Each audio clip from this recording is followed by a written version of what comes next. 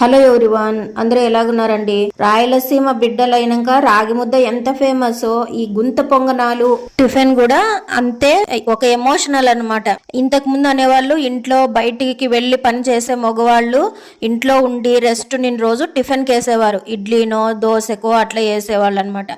ఎందుకు అంటే అది రీజను, ఇంట్లో అందరు ఉన్నారు కదా అని టిఫిన్కి అంత ప్రిఫరెన్స్ ఇచ్చేవాళ్ళు. ఇప్పుడేం లేదు, ప్రతిరోజు టిఫిన్ కావాలా.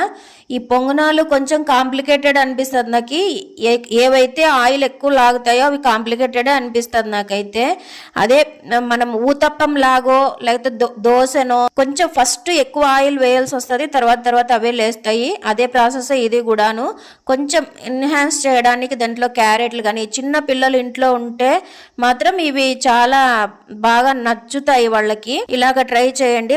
పెద్దవాళ్ళు కానీ పిల్లలు కానీ ఇంట్లో అందరూ ఇష్టంగా తింటారు ఈ టిఫిన్.